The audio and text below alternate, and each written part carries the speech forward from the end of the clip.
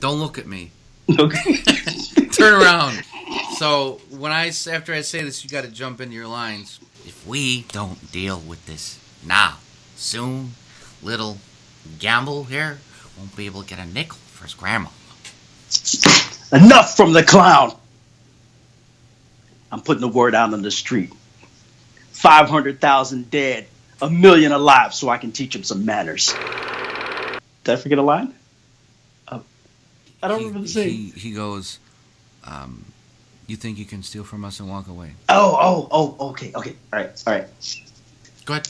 Well, go on. You think you can steal from us and just walk away? Yeah. And he goes, let's not blow this out of proportion. Blow this out of proportion. What are we discussing today? The Dark Knight.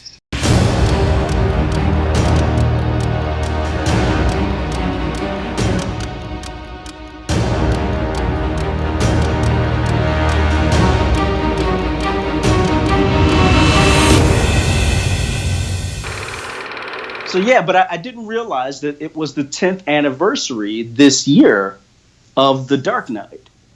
So I cannot believe that, dude. Yeah, so that's 4 years, that's 5 years maybe, but 10 years? Yeah, 10 years ago. To say an old film is weird, but I know. Yeah, but 10 years, that makes it, to me, I guess that makes it a classic. You know, something I didn't know until like 2 weeks ago, Library of Congress has a film archive, and the films that have like artistic merit or social merit or something like that are inducted in there. They have to be at least 10 years old before they're inducted in there. So this will be the year that The Dark Knight will be eligible to be inducted into like the film archives of the Library of Congress. It's an awesome art form. It is a masterpiece. It's done so well. One of the best things that makes Dark Knight what it is of course, without saying, the late great Heath Ledger, whose this year will be the 10th anniversary of his death. Now, I don't remember. So upsetting. He was so awesome. I don't remember if he died while the film was in production, or did he pass away when it was in post-production? I don't remember. I'll have to look that up. I think it was post-production. They were done filming. Right. They were done filming, and he never saw the film. Up until then, Jack Nicholson had been the definitive Joker. Right. You know, from the Michael Keaton film. Right. Now, Jack is awesome, and I love him, but Jack is always going to be Jack. You know, well, everything he plays is Jack. With all due respect to Nicholson and his great acting and everything, after Ledger, Nicholson. Yeah, okay. The Shining, everything else, it's always Jack, which is awesome. I love Jack.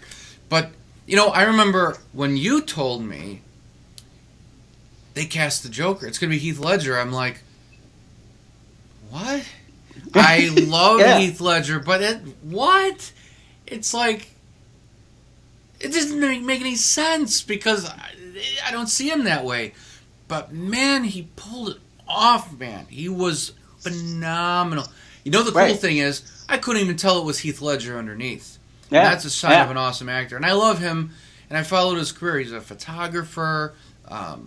He's just an all-around artist, director. He filmed and edited music videos for bands in Australia and around the world.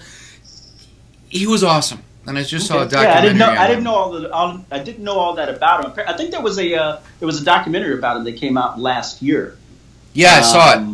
And that's what I'm talking about. I haven't seen it yet, but yeah, I would like to see that. But it was definitely an interesting take on the Joker. Everybody had an expectation, but you know, comic book fans and stuff like me had an expectation of what the Joker was going to look like based on all the movies and everything that we saw previously, movies and TV and video game representations and something like that. Heath Ledger came along, he took all of that and threw it in the mud and totally remade the character. Being in Chicago, we have visited a handful of the sites where they filmed The Dark Knight.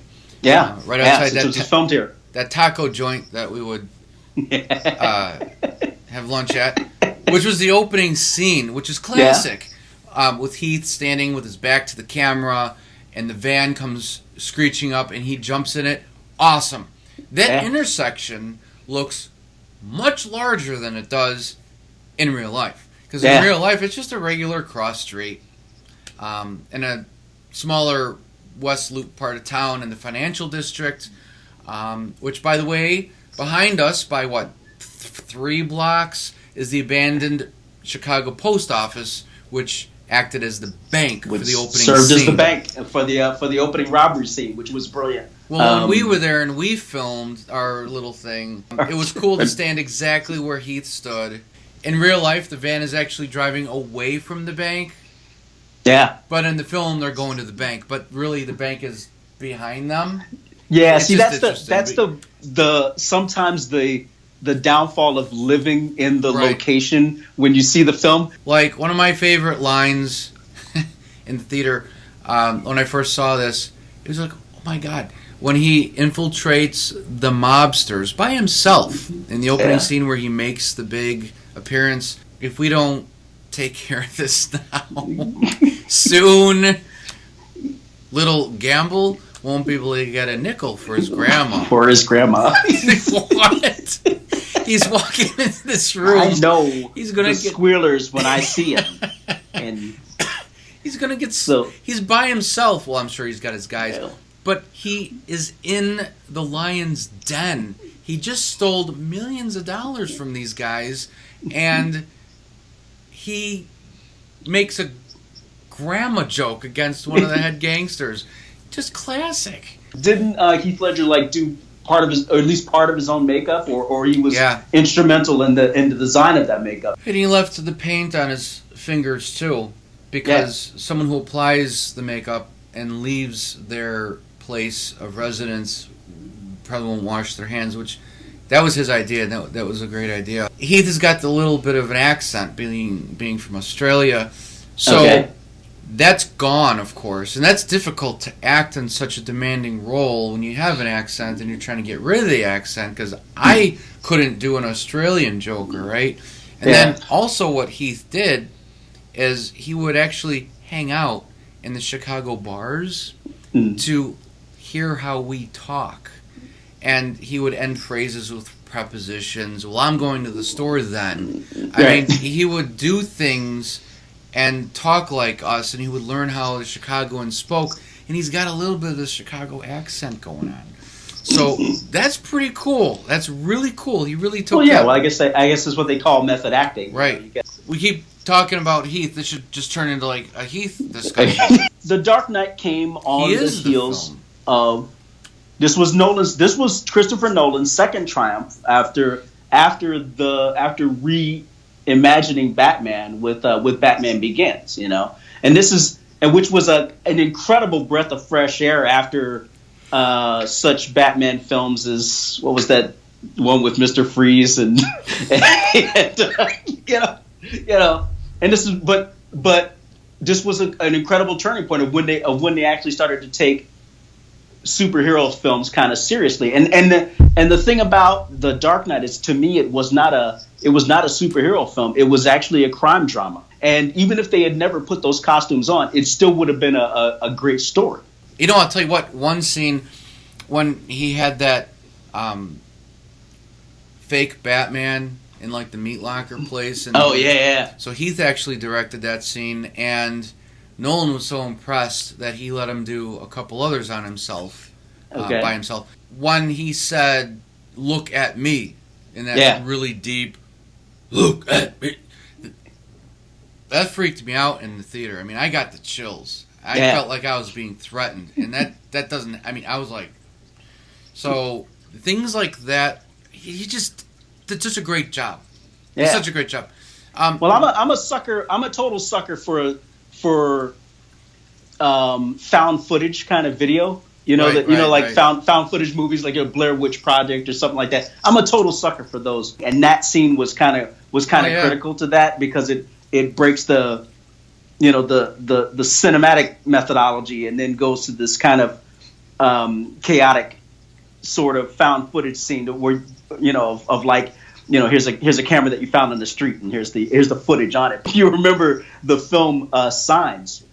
There's a scene in that film where you actually see the alien for the first time. You don't see it in the environment with the characters. Right. You see it on television on a news report, and it's footage from a birthday party in like South America where the thing appears momentarily on a video camera. And to me, don't laugh, because that scene is fucking terrifying, man. That scene shook me up for a few days. I know it did. And I remember you told me you were crying like a little bitch under your covers. You told me about that scene. I didn't see that film. Like, dude, that scared the shit out of me. Man. Dude, you know what? That's the guy I saw in the alley when I went to visit you last time. Right outside your door. If aliens ever landed, or if the Joker ever blew up a building or something like that, your knowledge of it would be from what you saw on like CNN or whatever, some footage that somebody took. And that's what made it real for me. So clenching your woody. What are you laughing at? You're laughing at this shit is terrifying, man. It's funny for me. That bastard's lurking right outside right now in the cold. It's like -5. They thrive in this weather, by the way. Oh, thanks. You know what I didn't like so much as a district attorney in The Dark Knight? What, you didn't like Aaron Eckhart? No. He did a really good job, but he was annoying, especially during the hospital scene. Like every 5 seconds, Rachel! Rachel! Like, man, his girlfriend got killed. It's like too much. Little too much on Batman's frog voice.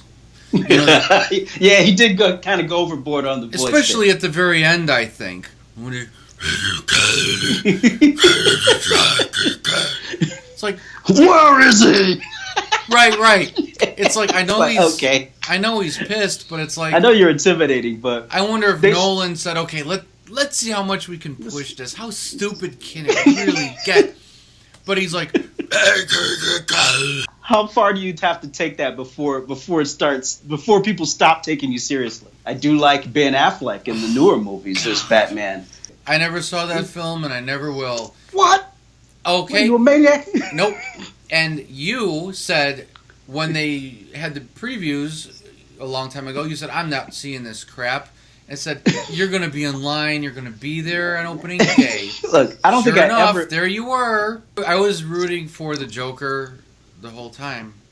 Of course you were, because you are a corrupt maniac.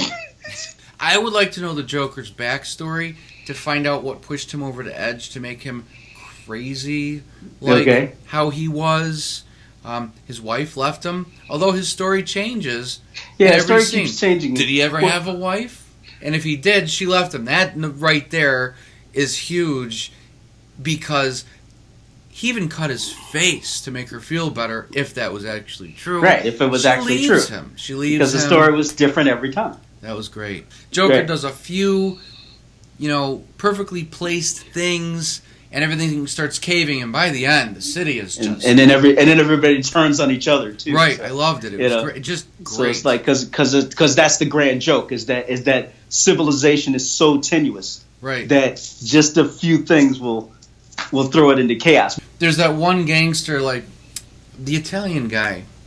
Yeah. And when the Joker comes in to the mob table in the looks like a chef's kitchen in the beginning, he makes his grand, awesome entrance, and the guy goes, I want to hear.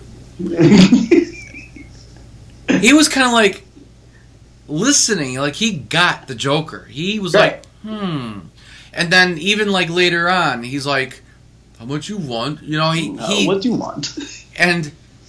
But then later on, like, the Joker kills him. It's like, didn't the Joker realize this guy was kind of on his side? No, but like you said, it's the Joker. Please, it's a Joker. Nothing makes sense. Right. Nothing makes sense. Now the Batman's on the scene, and now you're running and hiding and stuff like that. So, let's use their fear to get what he needs out of them, to create more chaos. Too bad there was not a Harley Quinn in this film. What? No, please. Harley Quinn would ruin it. No. I mean, you know what? Just like a little bit of background. not like in the camera, a lot of camera time, but just like kind of like in the background. You know, No background, nothing. No Harley Quinn, nothing. Yeah. Let me tell you something. There's a tenuous balance that Christopher Nolan struck to create a realistic world. And there's only so many characters you can inject into it without upsetting that balance. And Harley Quinn is one of those characters. Another character that should never, ever appear again in any Batman movie is Robin. We need to talk about writing Robin out of the Legend of Batman, because it just doesn't work. There's no workable way to do it. No. Not in today's world. You can't take in a 12-year-old ward and put a costume on him now and make him fight gangsters.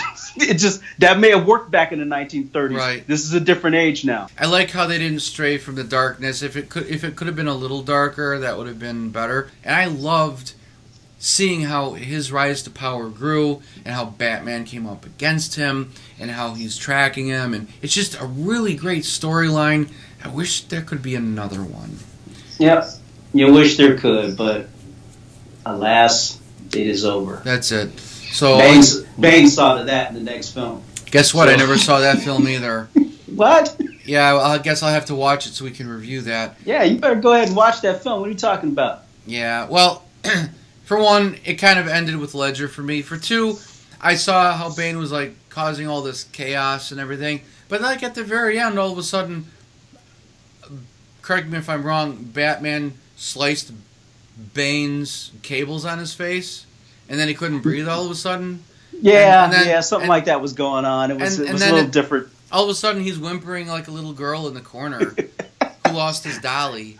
Just like, for the record, Bane never whimpered like a little girl. Is that all it takes? Like, why didn't I slice the cabling on his cheek the first 5 minutes? Bennifer? Oh, J-Lo. Were you a Bennifer fan? I was not a Bennifer fan. Oh, please.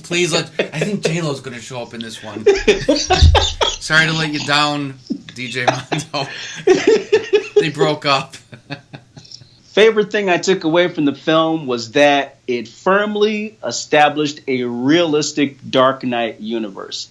As I said, it was a crime drama and not a superhero movie, which I love police procedurals, and I would have expected to see the cast of Law and Order in this movie, which would have been cool. That would have been a cool crossover, Dark Knight Law and Order crossover. Think about that. And after you've been raised on 1930s serial Batman and 1960s Adam West Batman and 1980s Michael Keaton Batman and 1990s George Clooney Batman, this is an entirely different world from those. Yeah, it's done well. It's done well. And somebody finally took that genre seriously, and Christopher Nolan was the guy to do it. And like I said, after his first success with Batman Begins, this only built on that. An encapsulated universe where Batman could actually exist in the real world. That's what this film established, and I don't think there's been nothing like it since. There was nothing like it before, and there's been nothing like it since. I don't think there'll be anything better. I mean, Nolan just killed it with this. Yeah, he really did. I mean, I know it's difficult to match or beat, the Penguin film with Danny DeVito, but he did it. He did it. Subscribe and share out the video. We'll see you guys next time. Rock on.